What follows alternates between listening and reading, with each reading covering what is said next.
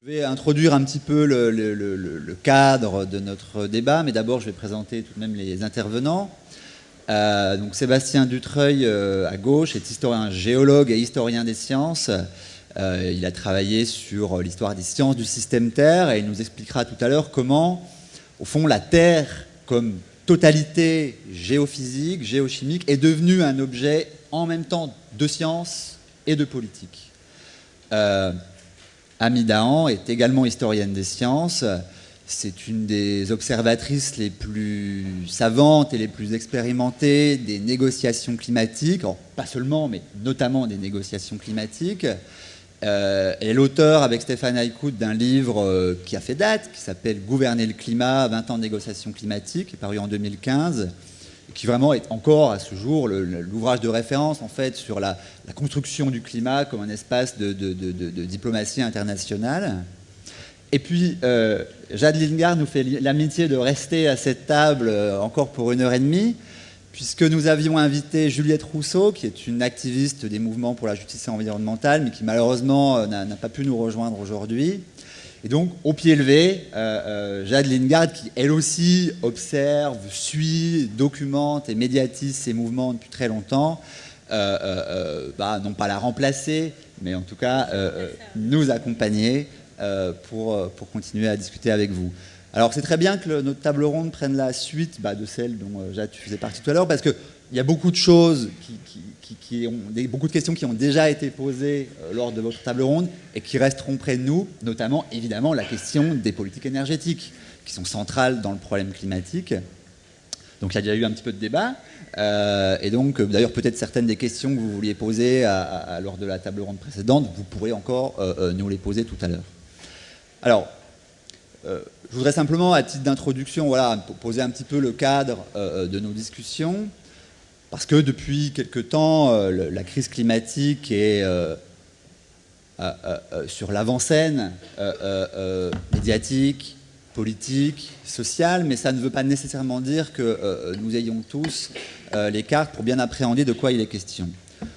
Je pense qu'on peut, pour prendre pied dans ces questions, décliner le problème en 3 aspects.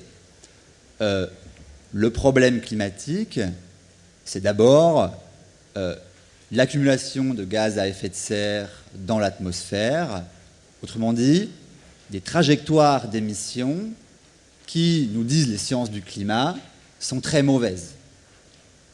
Pendant quelques centaines de milliers d'années, la concentration du gaz carbonique dans l'atmosphère se stabilisait autour de 300 parties par million. Nous sommes aujourd'hui autour de 410, 415, ce qui est déjà bien au-delà des seuils qu'il n'y a pas si longtemps on considérait comme critiques.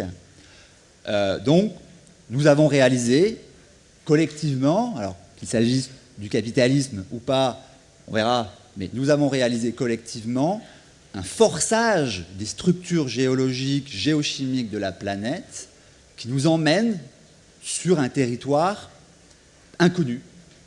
On ne sait pas exactement comment vont réagir les océans, les calottes glaciaires, les sols, et nous-mêmes, nous ne savons pas exactement comment nous allons réagir. Donc, c'est le premier aspect de la question.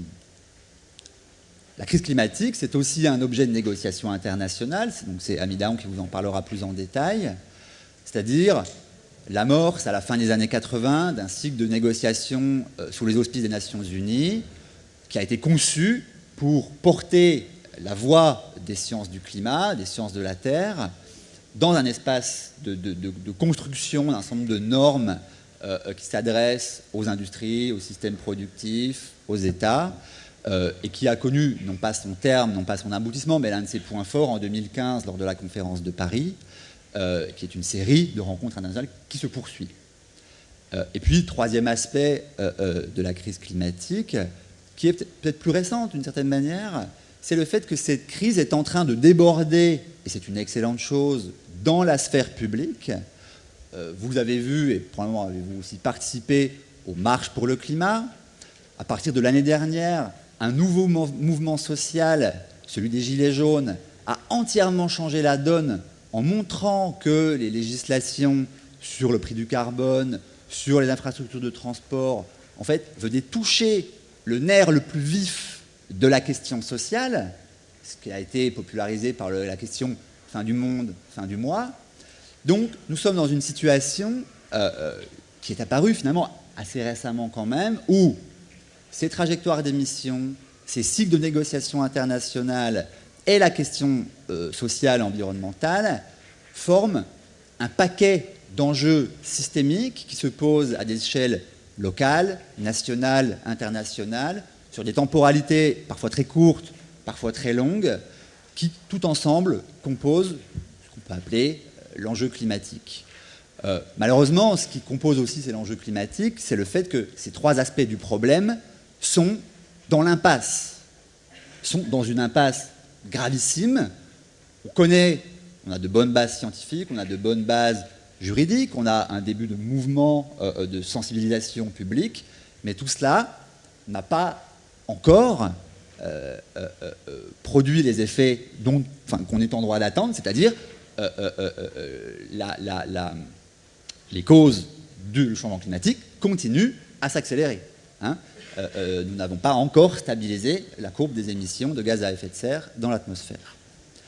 Alors, l'autre aspect de ce que je voulais dire, et après je m'arrête, concerne un petit peu plus les sciences sociales, puisque nous sommes dans un festival de sciences sociales, il faut tout de même en dire un mot. Je pense que la question climatique est l'une de celles qui nous oblige, nous, en tant que chercheurs, en tant qu'intellectuels, aussi en tant qu'enseignants, à réviser d'une manière totalement radicale nos instruments d'analyse, les concepts que nous utilisons. Les sciences sociales sont nées au tournant du XXe siècle dans un monde qui était défini par des rapports de force interétatiques totalement différents, par des appareils productifs totalement différents du nôtre, mais aussi un monde défini par une certaine stabilité du climat. Alors, il y avait déjà un début d'augmentation des gaz à effet de serre, mais ce n'était pas encore tout à fait perceptible. En tout cas, le monde qui a vu la naissance des sciences sociales, en exagérant un petit peu, est un monde qui n'existe plus. Et comme les sciences sociales doivent s'imprégner du monde dans lequel elles vivent, du type d'aspiration collective que ce monde suscite et du type de données scientifiques aussi dont on dispose, eh bien, le changement climatique ou la crise climatique est aussi ipso facto une crise des sciences sociales. Non pas une crise des sciences sociales dans le sens où les sciences sociales ne s'en relèveront pas, ou dans le sens où elles seraient rendues caduques par ce phénomène-là, mais dans le sens où elles doivent renouveler en bonne partie leur équipement intellectuel et la façon dont elles proposent de prendre la parole en public aussi pour discuter de ces enjeux. Voilà, je m'arrête là pour le court propos introductif. Et je donne tout de suite la parole à Sébastien Dutreuil. Merci beaucoup, bonjour à toutes et à tous. Donc le titre de ce que je vais présenter est « Quelle est la nature de la Terre? Conséquences scientifiques et politiques de l'émergence du système Terre ». Alors j'emprunte le titre à un article paru dans une newsletter d'une institution qui s'appelle l'IGBP, article qui se terminait par les mots suivants: quelle est la nature de la Terre? Le défi de l'IGBP au cours des 3 prochaines années est de faire une contribution significative pour répondre à cette question. Alors l'IGBP, c'est une institution qui a rassemblé plusieurs milliers de chercheurs en sciences de la Terre et de l'environnement, des écologues, des océanographes, etc. Et c'est au sein de cette institution qu'a émergé le concept d'anthropocène dont vous avez certainement entendu parler maintenant. Alors quand on pense au travail des scientifiques en sciences de la Terre, du climat et de l'environnement, on pense à l'acquisition de données par les campagnes océanographiques, les ballons-sondes, les satellites ou les campagnes de carottage de glace, ou au travail de modélisation. Et il y a un aspect du travail des scientifiques auquel on pense peut-être moins spontanément et qui a été important, et c'est celui dont je vais essayer de vous parler. Il y a un petit groupe de théoriciens et d'experts au sein de cette institution qui a mené une réflexion explicite sur la nature de la Terre, sur quel genre d'objet est la Terre, et ils ont proposé un nouveau nom, un nouveau concept qui est celui de système Terre. Et donc il s'agissait de définir les nouvelles frontières de cet objet, le genre d'entités qui en font partie, est-ce qu'on peut ou non en faire des modèles, etc. Alors,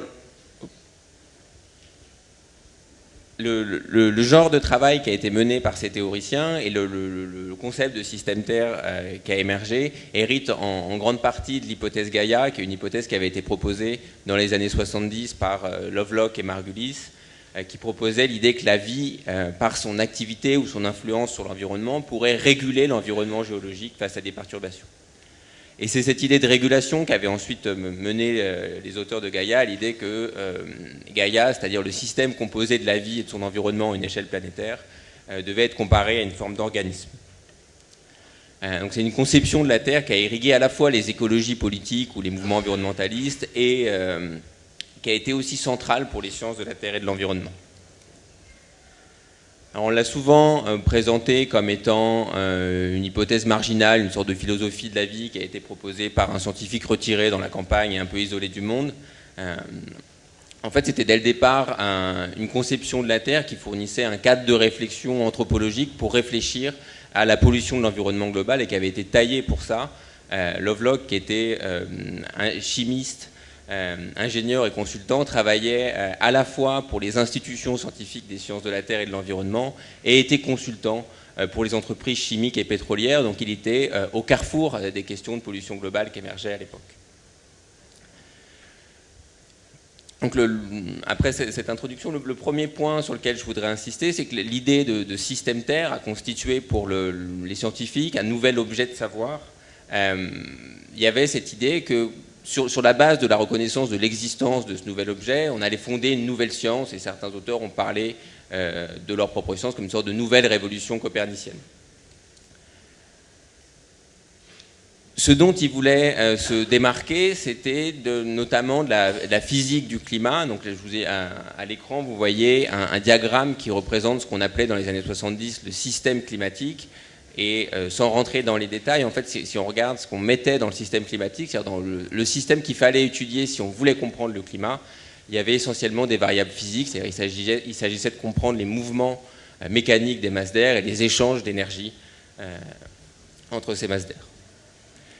Et les partisans de la conception du système Terre ont proposé des nouveaux diagrammes, des nouvelles conceptions de la Terre dans lesquelles ils ont mis en avant au moins deux éléments importants. Premièrement, l'idée que la physique du climat ne prenait pas suffisamment en compte l'importance de la vie et des cycles chimiques de la matière qui opèrent à la surface du globe et des interactions entre la vie, la chimie et la physique. Et donc ils ont essayé de proposer des nouveaux diagrammes qui intégraient ça et qui devaient être la base des modèles.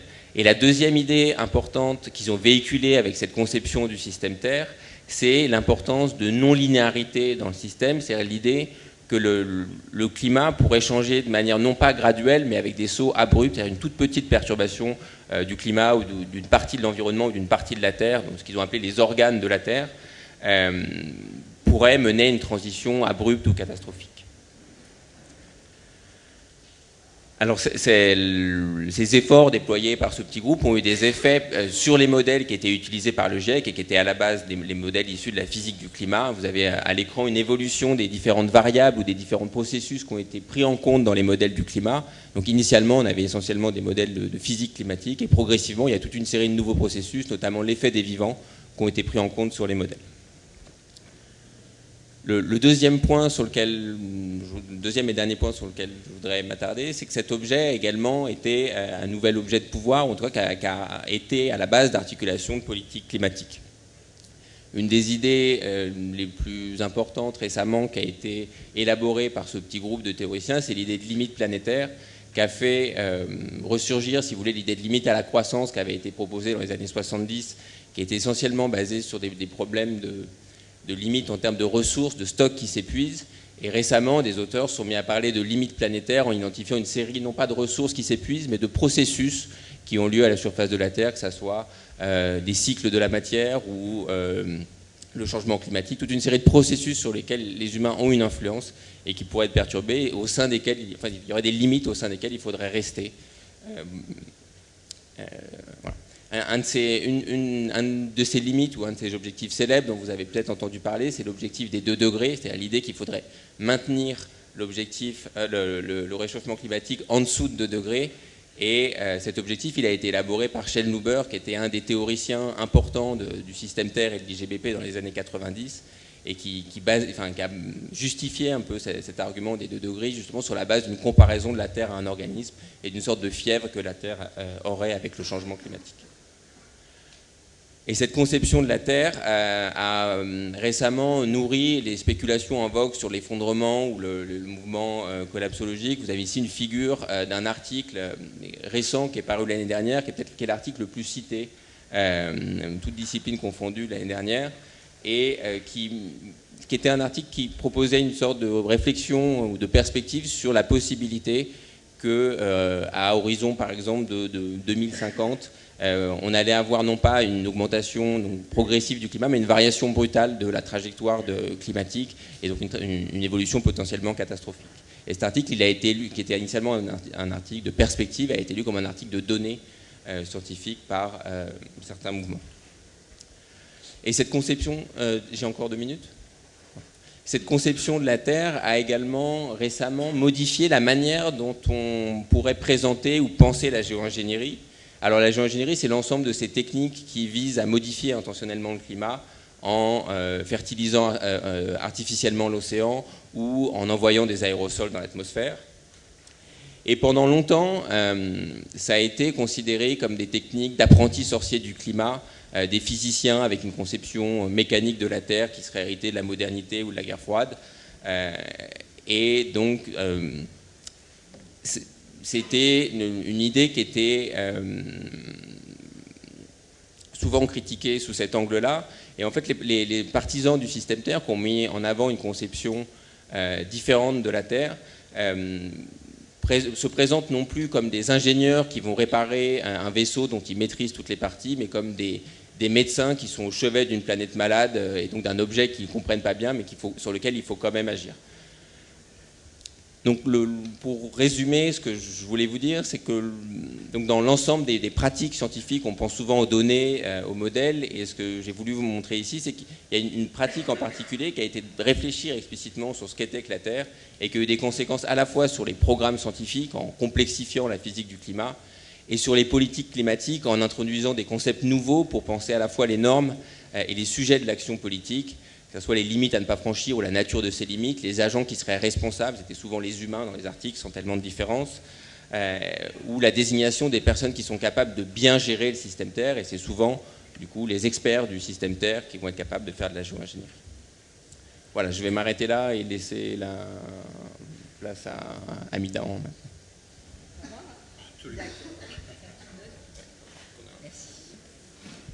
Bon, merci.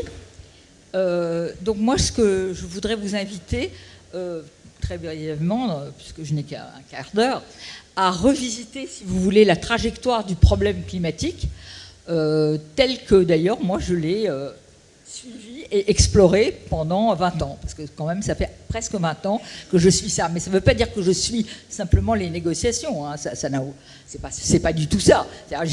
On a construit dans mon laboratoire, donc CNRS, École des hautes études, une équipe où il y avait en particulier des gens qui sont venus parler vendredi avec Christophe Bonneuil, Fressoz, etc., et d'autres hier, enfin bon, etc., sur la question du climat. Et donc, c'était une équipe de sciences sociales qui travaillait sur le problème. Bon, il se fait que moi, je viens des sciences dures, à une époque un peu lointaine, et puis via l'histoire des sciences, bon, voilà, je suis rentrée dans ce problème du climat. Mais donc, on a eu des tas de doctorants qui sont devenus des chercheurs au CNRS ou dans diverses universités qui venaient de cette équipe, quoi. Stéphane Alcout en étant l'un d'entre eux, avec qui j'ai écrit ce pavé-là, qui s'appelle « Gouverner le climat ». Bon, d'accord, excusez-moi. Donc, ce que je voulais dire, c'est que cette trajectoire du problème climatique, d'une certaine façon, Sébastien a déjà fait un raccourci du problème épistémologique, de la façon dont il a été posé épistémologiquement. C'est-à-dire d'abord un problème principalement de physique du climat et ensuite un problème de modélisation du système Terre, avec effectivement une sorte de discours épistémologique et politique qui se déplace. On ne va pas agir seulement, mais on va aussi soigner la Terre, préserver un certain nombre de fonctions du système Terre, etc. Bien, mais moi je vais repartir et un petit peu insister ici, puisque c'est ça qu'on me demande, sur les dimensions proprement politiques de cette trajectoire. Donc, qui est un petit peu décalé d'ailleurs avec ce qu'a dit Sébastien. C'est-à-dire que Sébastien a parlé de l'évolution épistémologique et l'apparition des sciences du système Terre dès les années 80, puisque l'IGPP, ce programme, c'est 1983. Mais de fait, les négociations ou la façon dont, à l'échelle internationale, le problème est apparu au début des années, enfin, dès les années 80, mais au niveau de la négociation internationale et du multilatéralisme, c'est dans les années 92, à Rio, au premier sommet de la Terre de 1992, on était encore dans, je dirais, la première acception de la physique du climat, comme avec principalement une approche très physiciste du problème, qui d'ailleurs se répercutait très vite en politique, puisque on considérait que le problème climatique, c'était quoi? Pour ceux qui connaissent un tout petit peu le langage mathématique ou modélisateur, c'était un problème aux conditions initiales qui évolue, et puis on regarde comment il évolue et comment est-ce qu'on va agir dessus. Et dès cette époque, par exemple, les pays en développement pauvres qui ont été convoqués dans la négociation du protocole de Kyoto, enfin, qui ont participé au COP dès 1994, critiquaient cette façon de faire. Ils disaient le problème climatique, c'est pas qu'un problème de physique, parce que évidemment une molécule de CO2 qui est émise aux États-Unis par les voitures américaines, ou une molécule de CO2 qui est émise par les rizières, dans les rizières de l'Indonésie ou de l'Asie, elle se globalise immédiatement, parce que c'est le propre de ce gaz à effet de serre qui est le gaz carbonique. Elle se globalise de la même façon très rapidement, immédiatement pratiquement, mais évidemment on ne peut pas les traiter politiquement de la même façon. Donc ça, c'est un peu le départ du problème climatique et de la négociation climatique quand on crée ce processus. Bon, pour aller vite, entre 1992 et 2002, on peut dire qu'il y a eu quelques espoirs avec finalement en 3 ans la signature du protocole de Kyoto, qui était de dire on va réduire les émissions. Alors très peu, hein, les objectifs étaient quand même très faibles. C'est simplement les pays en développement, les pays riches qui étaient concernés, c'est-à-dire les pays développés de l'Occident, et les autres ils participaient à la négociation, ils devaient se familiariser au problème, mais ils n'étaient astreints à rien, y compris les pays en développement qui étaient en émergence, pas encore émergents, mais en émergence. Bon, cette décennie-là, elle est aussi marquée très rapidement par des fractures qui vont se développer et qui vont donner des tensions géopolitiques croissantes. Et en particulier aux États-Unis, il y a un courant néoconservateur qui a gagné la bataille interne aux États-Unis. Bon, l'alliance avec les pays du Golfe a été considérée comme absolument l'élément majeur pour le gouvernement des États-Unis.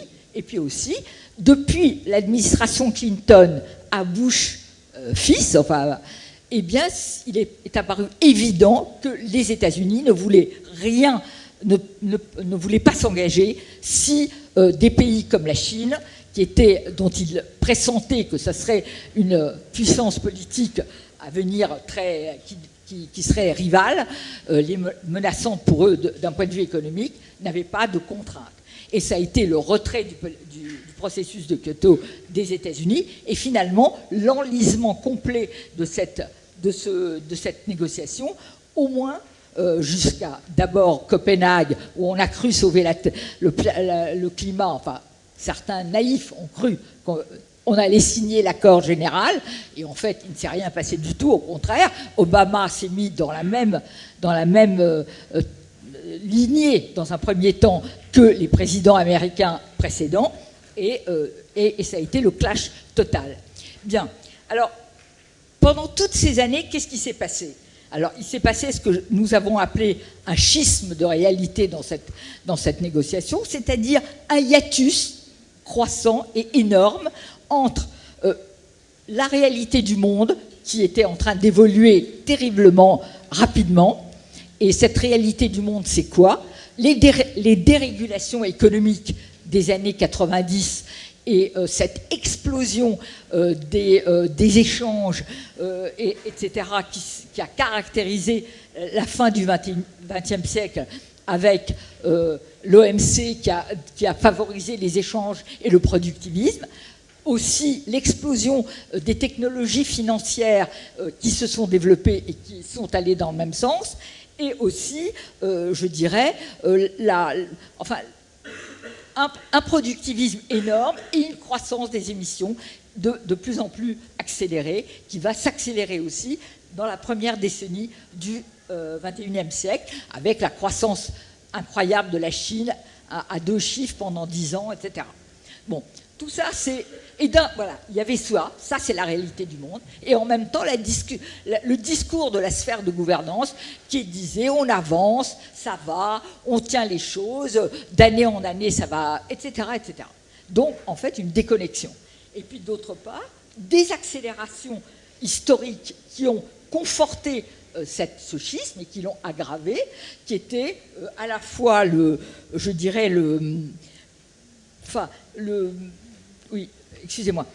donc cette globalisation mondiale qui s'accélère, la croissance de la Chine et aussi les bouleversements accélérés dans le paysage énergétique mondial. C'est-à-dire, bon, il y a eu des problèmes avec le nucléaire, vous vous rappelez qu'en 2011, il y a eu la catastrophe de Fukushima, mais aussi l'explosion des gaz de schiste et des sables bitumineux dans l'Amérique du Nord, mais aussi la chute du prix des renouvelables qui s'accélère, l'Allemagne qui se pose... Enfin, il y a des tas de choses qui changent le paysage énergétique, mais la gouvernance n'en parle pas, parce que c'est en dehors de la discussion pas à pas. Donc, voilà. Donc, on peut dire que le régime climatique, il a été enclavé. C'est-à-dire que, en particulier, même par sa construction, il est enclavé. On ne discutait pas des problèmes d'énergie, on ne discutait pas des problèmes de commerce international, on ne discutait pas des problèmes de développement des pays directement, et donc le régime avait établi des murs coupe-feu, si vous voulez, entre le climat et les autres questions. Bien. Et on parlait des émissions, c'est-à-dire les émissions, c'est quelque chose qui vient à la sortie du tuyau, si on peut dire, mais pas comment notre civilisation est construite sur l'exploitation des énergies fossiles et qu'est-ce qu'on va faire, comment on va modifier les choses, etc., etc. Bon, je vais vite parce que là je sens que je vais prendre trop de temps. Donc nous arrivons, après Copenhague, etc., à remonter légèrement la pente. Et qu'est-ce qui se passe ? La gouvernance décide de changer la méthode et de repartir dans une démarche qu'on appelle bottom-up, c'est-à-dire sur la base du volontariat des pays. Ils vont dire ce qu'ils veulent faire, et finalement, voilà, l'accord de Paris, c'est ça. C'est-à-dire, tout le monde se met d'accord sur la base de ce que chaque pays veut bien, et ça fait un accord. Hein. C'est ça l'idée.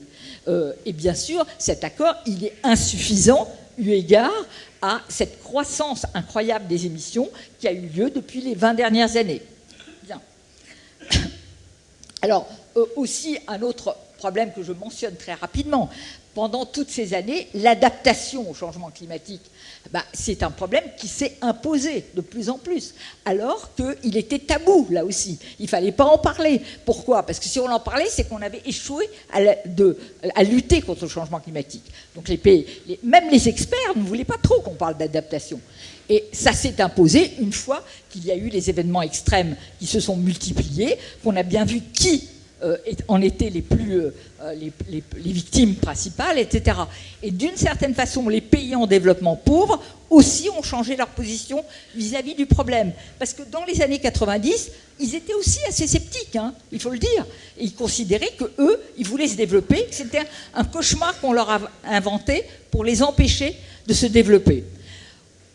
Les pays en développement pauvre ont opéré un véritable changement d'attitude vis-à-vis du problème climatique au cours du début du XXe siècle, du XXIe siècle, en comprenant que le changement climatique, l'effet de serre, etc., ça existait, et qui en seraient les premières victimes? Eux. Le Bangladesh, les petites îles qui allaient être submergées, les pays pauvres qui n'avaient pas les moyens de s'adapter véritablement, etc. Donc tout ça a changé la donne géopolitique. Bien, alors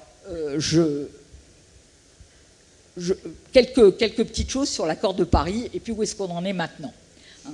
Alors l'accord de Paris, vous le savez aussi bien que moi, bon, il a eu lieu, nous sommes 5 ans après et les émissions continuent à monter. Et d'autre part, même les engagements des pays sont totalement insuffisants. Ils sont insuffisants pour stabiliser les émissions et évidemment pour décroître. Donc, d'une certaine façon, on a intériorisé un certain nombre de lignes rouges, y compris la présidence française qui a orchestré l'accord de Paris, parce qu'elle a considéré qu'il fallait un accord, ça boosterait un petit peu les pays, le paysage, ça redonnerait de l'énergie à tout le monde pour essayer d'avancer, mais toutes les lignes rouges des pays importants, elle les a acceptées. Elle les a acceptées et d'une certaine façon, elle a développé ce que nous avons appelé, Stéphane Aïkout et moi-même, une gouvernance incantatoire où on répète qu'on a eu un grand succès, que ça va avancer, que ceci, que cela. Hein, d'accord ? Bon.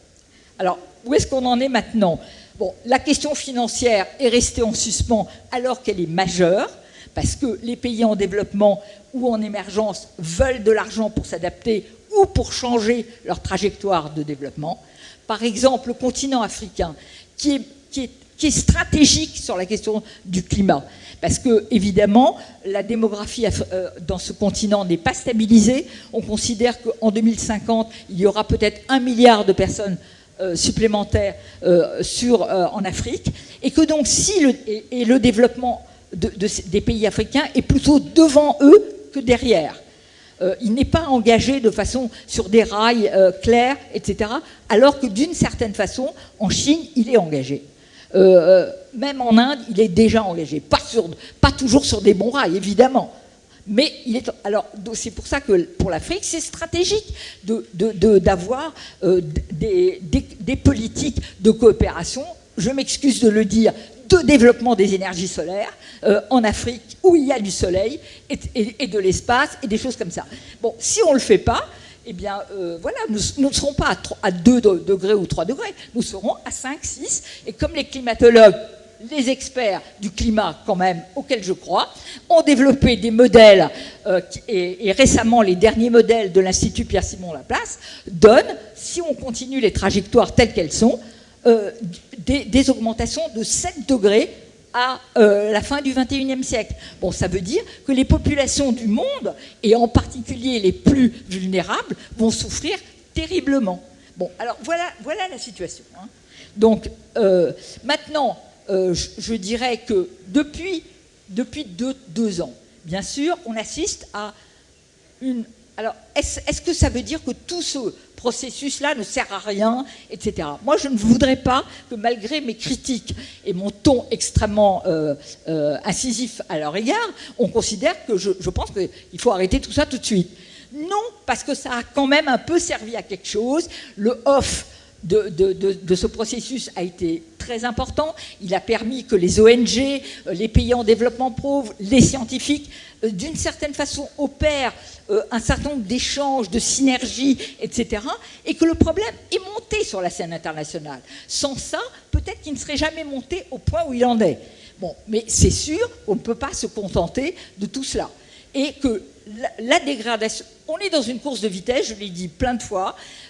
La question climatique, le changement climatique s'accélère, le climat se dégrade, et nous faisons des petites choses, mais absolument pas à la hauteur de ce qu'il faut, et que le hiatus, au contraire, grandit. On ne réduit pas l'écart, on ne fait que le maintenir ou l'aggraver. Donc voilà la situation. Alors, ce qui est sûr, c'est que la prise de conscience internationale de la conscience des sociétés civiles a basculé en partie. Je dis en partie.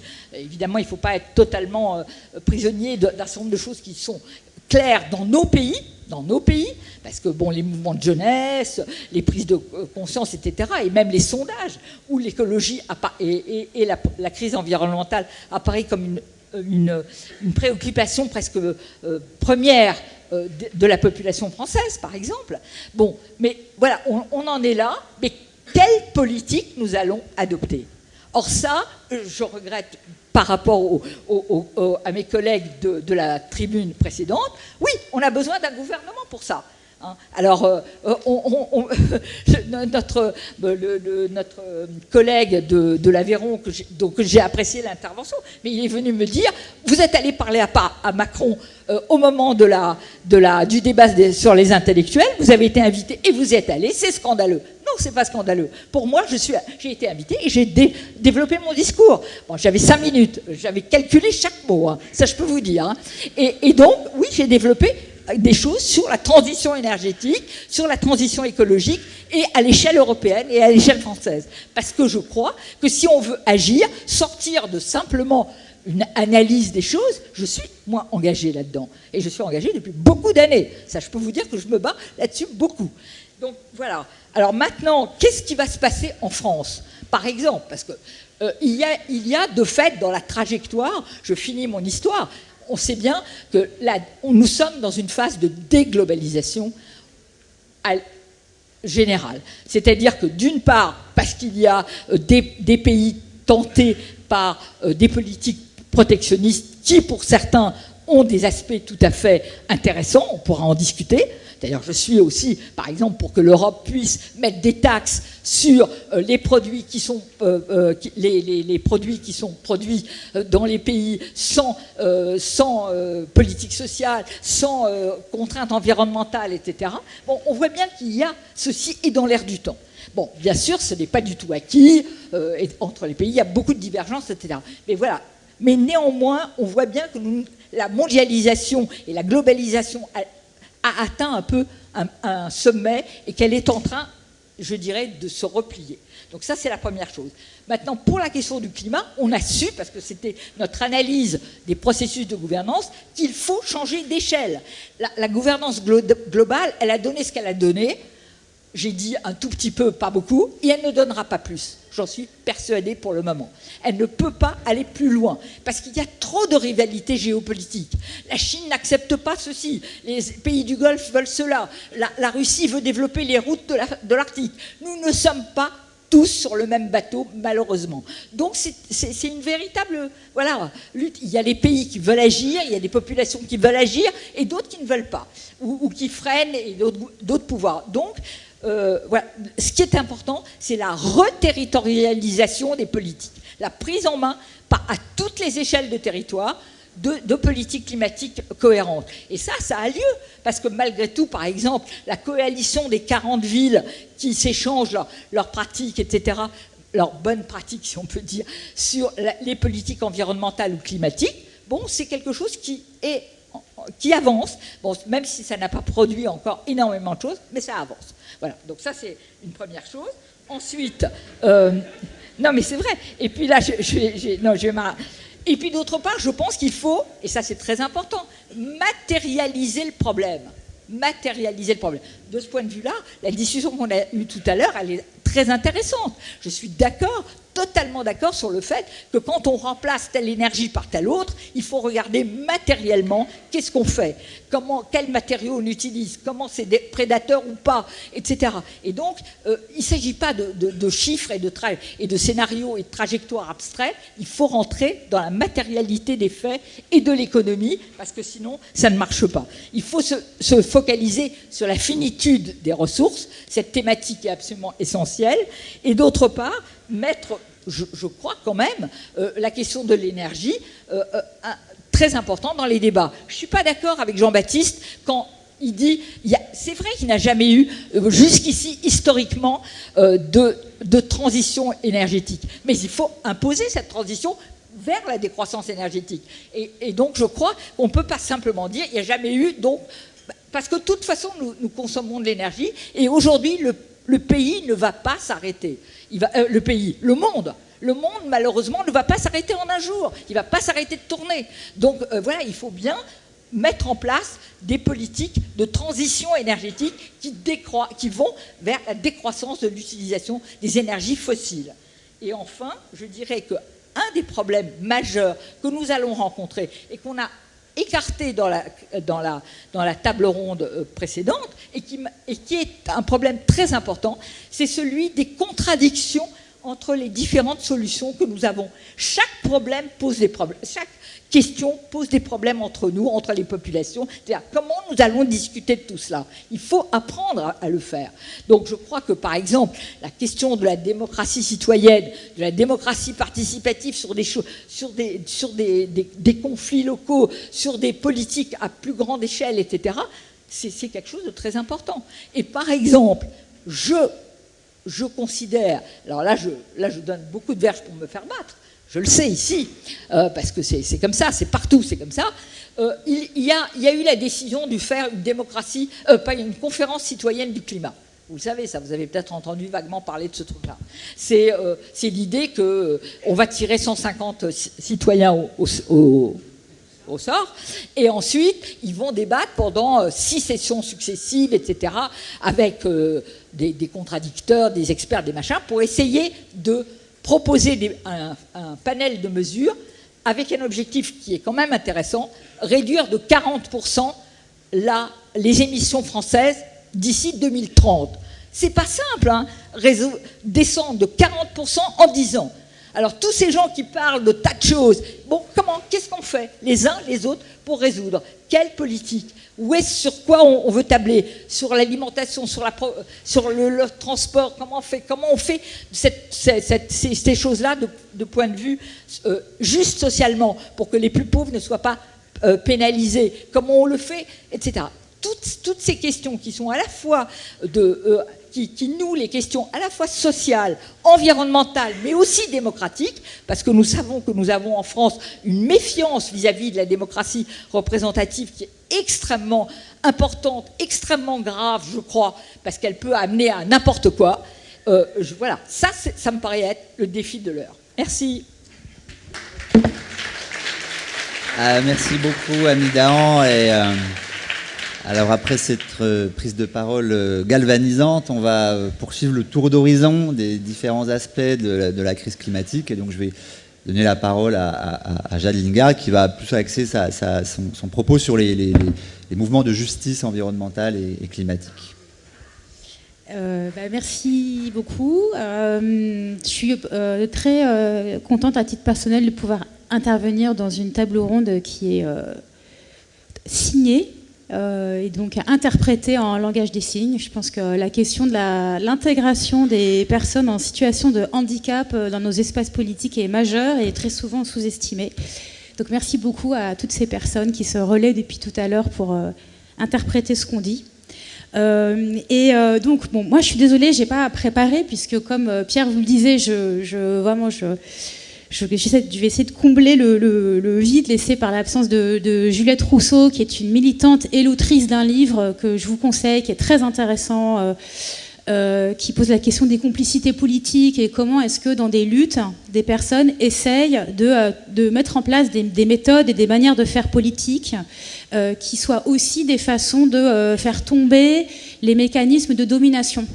Donc des groupes gays et lesbiens, des groupes intersectionnels antiracistes et pour le climat, etc., etc. C'est vraiment une réflexion très intéressante que je vous invite à découvrir davantage en lisant son bouquin.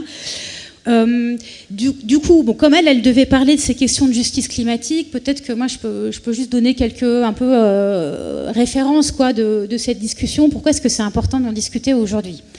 Les mouvements pour la justice climatique sont des mouvements qui sont apparus il y a déjà quelques années, donc autour d'un slogan Climate Justice, justice climatique, dont l'idée en fait fondamentalement c'est de dire on ne veut pas simplement réduire les gaz à effet de serre, on veut en même temps faire progresser la justice sociale. Et pourquoi est-ce que ces mouvements disent ça ? Ils le disent parce que dans leur analyse, c'est pas possible en fait de réduire les gaz à effet de serre sans augmenter la justice sociale, et c'est pas possible d'augmenter la justice sociale sans réduire les gaz à effet de serre. Donc c'est une approche systémique qui est aussi une approche intersectionnelle. Ça veut dire qu'il faut agir de concert, dans le même mouvement, pour réduire la pollution du monde par les énergies fossiles, pour réduire l'exploitation économique des plus pauvres et des plus précaires par les plus riches, pour réduire les dominations de genre, et toutes les dimensions racistes, néocoloniales et même parfois carrément colonisatrices de l'économie capitaliste telle qu'elle se développait. Donc ces mouvements, ils disent ça. Et pourquoi ils disent ça ? Parce qu'en fait, ils s'inspirent très fortement de mouvements historiquement qui les ont précédés, qui viennent au départ beaucoup des États-Unis. Enfin, je vais trop vite, mais c'est juste pour donner quelques références. Des États-Unis, ce qu'on appelle les mouvements pour la justice environnementale, qui sont nés du mouvement des droits civiques. Donc ça remonte à tout le combat contre l'oppression raciste des Noirs américains et qui, aux États-Unis, se sont bien vite rendus compte que les personnes noires et afrodescendantes avaient beaucoup plus de risques que les autres de vivre à côté de lieux toxiques. Donc tout ça pour vous dire que c'est pas simplement un slogan, c'est vraiment toute une histoire de mobilisation sociale. Et qui est donc très longue.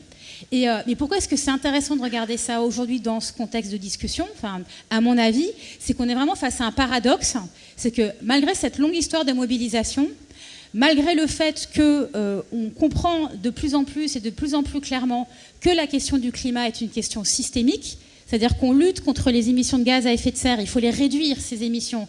Mais en fait, les émissions sont les conséquences d'un système de production, de système de transport, d'un système agricole. Donc c'est profondément lié à comment notre économie est organisée. Même si on a toute cette compréhension-là aujourd'hui, pour autant, ce qu'on appelle les mouvements de justice climatique, ils peinent en fait à mobiliser.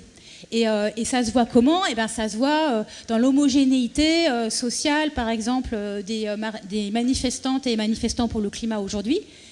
Et c'est vrai que c'est un peu délicat à analyser parce que à la fois en France depuis 1 an, on a des manifestations plus importantes numériquement qu'on n'en a jamais eu pour le climat. Donc c'est quand même, c'est important, c'est une bonne chose, c'est une très bonne chose. Et en plus c'est en train de continuer aujourd'hui. Enfin les dernières manifestations qu'on a vues la semaine dernière, et puis il y a toute une série de rassemblements qui vont commencer à partir du week-end prochain. Donc on est vraiment dans un moment, on peut dire, je pense en France, de monter en manifestants, même s'il y a eu moins de manifestants à Paris que dans plein d'autres villes. C'est une discussion qu'on peut avoir après. Mais pour autant, l'homogénéité en fait, sociale de ces manifestants, elle ne se diversifie pas tellement. Et donc du coup, ça se voit aussi dans le fait que ce sont des mouvements qui sont des mouvements très blancs. Donc, par exemple, les collectifs d'habitantes et d'habitants de quartiers populaires, les collectifs contre les violences policières, les collectifs de mamans des quartiers, pour certains sont un peu présents dans ces manifs, mais ne le sont pas en masse. ne sont pas mis devant les manifs comme on a vu ça aux États-Unis, voilà, pour toutes les raisons que j'expliquais avant. Donc on a cette difficulté-là. Et donc du coup, ce paradoxe, moi, il me semble que politiquement, il est important à comprendre, et il est important à dénouer parce que, et en termes de capacité de rapport de force, et en termes aussi de, d'accrochage de l'action climatique dans la question sociale, on ne pourra pas avancer, on ne pourra pas aller au-delà des analyses un peu théoriques si on ne rentre pas dans le dur de ces questions. Et qui est lié, je pense, à plein de choses, à comment la question du climat est formulée par les ONG et les mouvements écologistes historiquement. Et ça l'a été, je pense, pour dire les choses de manière trop rapide, sans doute avec une dimension trop concentrée sur la stricte question du CO2, donc du dioxyde de carbone, du gaz carbonique à réduire, et pas assez dans les implications économiques et les inégalités du système qui produit ce CO2. Aussi parce que sans doute aussi les écologistes n'ont pas été, les associations, je veux dire globalement, les organisations, etc., n'ont sans doute pas été assez présents en fait auprès de collectifs, par exemple, de quartiers populaires. Et donc les alliances politiques, par exemple, auxquelles Juliette Rousseau appelle, elles ne se sont pas faites parce que les gens ne se sont pas assez rencontrés, n'ont pas assez lutté ensemble. Et la preuve de ça, ça a été évidemment ce qui s'est passé avec le mouvement des Gilets jaunes l'année dernière, comme Pierre le rappelait en début, qui ont vraiment percuté complètement cette question climatique en disant en fait, là, le gouvernement, votre politique de lutte contre les gaz à effet de serre, c'est d'augmenter le prix du CO2. Ça fait complètement sens techniquement, ça fait sens économiquement, mais par contre, ça ne fait pas sens socialement si ce sont les plus pauvres, les plus dépendants, pas forcément les plus pauvres, mais disons pas les plus riches, qui sont très dépendants, toute cette classe intermédiaire, très dépendante des voitures pour se déplacer, vu ce qu'est notre urbanisme, qui finalement avons le sentiment d'être plus mis à contribution, disait-il, et de plus payer que les plus riches. Et donc ce moment-là, et on a bien vu la surprise et la difficulté qu'ont eu plein de mouvements et d'associations écologistes à comprendre en fait pourquoi est-ce qu'ils disaient ça. Du coup, qu'est-ce qu'on peut en faire? Donc il y avait vraiment une dimension, je pense, de justice environnementale très forte dans cette colère des Gilets jaunes. Et un an après, quasiment, le début des Gilets jaunes, on n'a pas énormément avancé en fait. En termes de mobilisation, sur comment faire mobilisation commune entre mouvement climat et Gilets jaunes. Il y a des collectifs de Gilets jaunes qui viennent à des manifs climat, des manifestants du climat qui viennent à des rassemblements de Gilets jaunes. Donc tout ça existe bien sûr et c'est important. Pour autant, ça ne crée pas un mouvement commun de justice climatique. Donc on est... moi je dis pas du tout la solution, mais simplement je pense que c'est... c'est important d'avoir ça en tête et parce que au fond, la question de politique, philosophique que ça pose, c'est la question des inégalités, des vulnérabilités face au changement du climat et le fait que on essaie de les mobiliser en disant on est tous concernés par le changement climatique. En fait, on l'est pas tous de la même manière. Et moi, l'exemple que je donne souvent, parce qu'il m'a vraiment éclairé à l'époque, c'est qu'en 2003, lors de la grande canicule qui a annoncé en fait d'autres canicules qui ont suivi, mais vous vous souvenez, la canicule de 2003, elle a été particulièrement catastrophique en France, puisqu'on estime qu'il y a 15 000 personnes qui sont mortes, donc une surmortalité. 15 000 personnes qui sont mortes en plus du nombre de personnes qui meurent habituellement, si je puis dire, liées à la canicule. Et en fait, parmi ces 15 000 personnes, quand on regarde la distribution territoriale, donc où est-ce que les gens sont plus morts qu'ailleurs de la canicule en 2003, en fait, le département de la Seine-Saint-Denis est le deuxième département qui a connu la plus forte surmortalité. Et pourquoi ? Parce que les personnes là-bas sont décédées parce que en mauvais état de santé et avec un mauvais suivi médical qui est lié, qui est le reflet direct de leurs conditions de vie précaires, à cause de leur isolement social, donc des personnes qui n'étaient pas forcément suffisamment informées, pas forcément suffisamment en lien, et en raison aussi de la mauvaise qualité des logements des personnes, et c'est pas forcément uniquement les logements insalubres, c'est aussi les logements qui sont mal isolés. Donc la question climatique est une question profondément sociale. C'est pour ça que tout à l'heure, dans la précédente table ronde, j'évoquais la question de la précarité énergétique, qui est à mon avis très importante, à la fois comme lieu d'action pour réduire les gaz à effet de serre, mais aussi comme lieu d'action pour une plus grande égalité et une plus grande justice. Et ce type d'approche, à mon avis, est la seule manière, pour dire les choses de façon positive, est la seule manière de corser la dimension de justice sociale dans les mobilisations climat. Merci Jade, merci beaucoup.